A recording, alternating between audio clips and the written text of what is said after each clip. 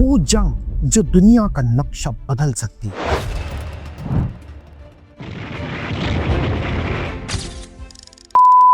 एक ऐसी जंग जिसका अंजाम कोई नहीं जानता। दुनिया की तारीख में कुछ जंगें ऐसी होती हैं जो सिर्फ दो मुल्कों के दरमियान नहीं होती, ये पूरी दुनिया के मुस्तकबिल को बदल देती हैं।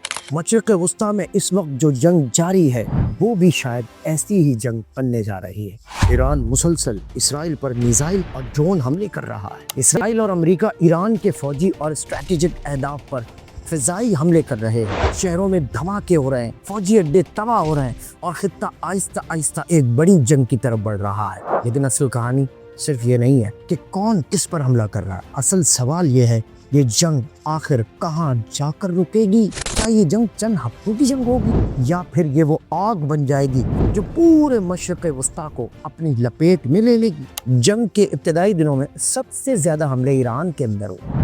इसराइल और अमेरिका ने ईरान के मुख्तलिफ फौजी अहदाफ को निशाना बनाया। उन हमलों में मिसाइल अड्डे, फौजी गोदाम और बाद सनती मराकज़ शामिल थे। उन हमलों का मकसद क्लियर था, ईरान की फौजी ताकत को कमज़ोर करना। दूसरी तरफ ईरान ने भी फौरी जवाब दिया।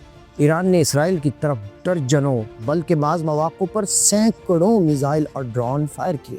इसराइल के डिफेंस सिस्टम ने उनमें से कई को तबाह कर दिया। लेकिन हर जंग में कुछ मिसाइल डिफेंस सिस्टम से बचकर निकलते हैं और यही मिसाइल शहरों में धमाकों का सबब बनते हैं। कई इमारतों को नुकसान पहुंचा, लोग जख्मी हुए और आम शहरी खौफ के माहौल में जिंदगी गुजारने पर मजबूर हो गए। बहुत से लोग समझते हैं कि ये जंग सिर्फ मिसाइलों और फ़िज़ाई हमलों की है, लेकिन हकीकत इससे कहीं ज़्यादा पेचीदा है। ये जंग दरअसल 4 मुख्तलिफ मैदानों में लड़ी जा रही है। पहला मैदान है एयर वॉर, दूसरा मैदान है मिसाइल्स और ड्रोन वॉर, तीसरा मैदान है साइबर वॉर और चौथा मैदान है सीक्रेट इंटेलिजेंस ऑपरेशन। साइबर हमलों के जरिए बिजली के निज़ाम, मवासलाती नेटवर्क और मालियाती निज़ाम को निशाना बनाया जा सकता है। इन हमलों का असर फौरी नज़र नहीं आता, लेकिन बाज़ औक़ात ये नुकसान मिसाइल हमलों से भी ज़्यादा खतरनाक होता है। ईरान की अगली स्ट्रेटजी क्या हो सकती है? ईरान जानता है कि अमेरिका और इसराइल फौजी ताकत के लिहाज से उससे आगे हैं, इसीलिए ईरान ने हमेशा एक डिफरेंट वॉर स्ट्रेटजी अपनाई। ये हिकमत अमली 3 बड़े हिस्सों पर मुश्तमिल हो सकती है। पहला phase consistent missile attack. Iran का मकसद इसराइल के डिफेंस सिस्टम को थका देना हो सकता है। अब दूसरा फेज इलाकाई जंग को फैलाना हो सकता है। ईरान के इत्तेहादी ग्रोह लेबनान, शाम और इराक में मौजूद है। अगर ये ग्रोह मुकम्मल तौर पर जंग में शामिल हो जाते हैं तो इसराइल को कई महाजों पर लड़ना पड़ सकता है।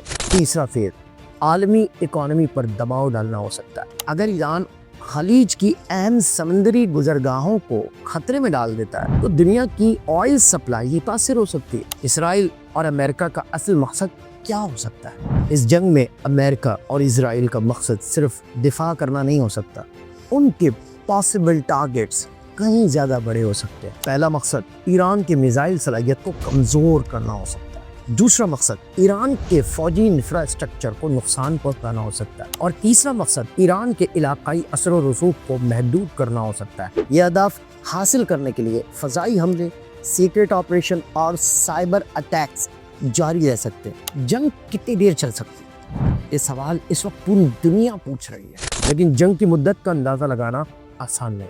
अगर दोनों मुमालिक सिर्फ महदूद हमले करते रहे तो जंग चंद हफ्तों में ख़त्म हो सकती है, लेकिन अगर इलाकाई ग्रोह मुकम्मल तौर पर इस जंग में शामिल हो गए तो ये जंग कई महीनों बल्कि बरसों तक भी जारी रह सकती है।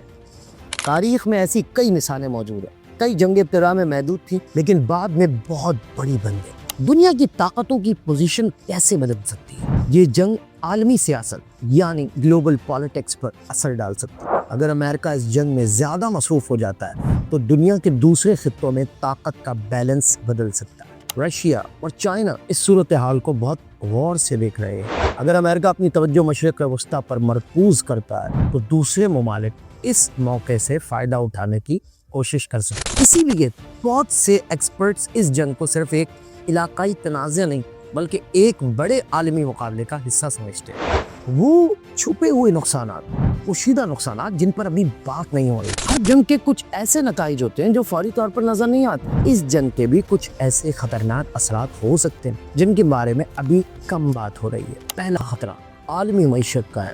اگر تیل کی قیمتیں بہت زیادہ بڑھ گئیں تو دنیا بھر میں مہنگائی بڑھ سکتی ہے۔ دوسرا خطرہ سائبر وار کا ہے۔ امپورٹنٹ انفراسٹرکچر کو نشانہ بنایا جا سکتا ہے۔ تیسرا خطرہ انسانی بحران کا ہے۔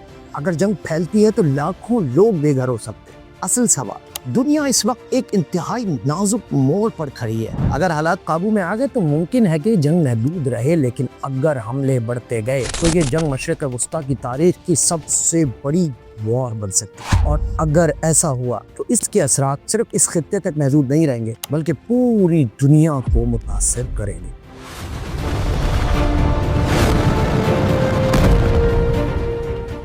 اگر آپ کو میری ویڈیو پسند آئی ہے تو چینل کو سبسکرائب کرنا نہ بھولیے، بیل آئیکن کا بٹن دبا دیجیے تاکہ آپ کو مزید آنے والی انفارمیٹیو، ایڈوکیشنل اور ہسٹوریکل ویڈیوز مل سکے۔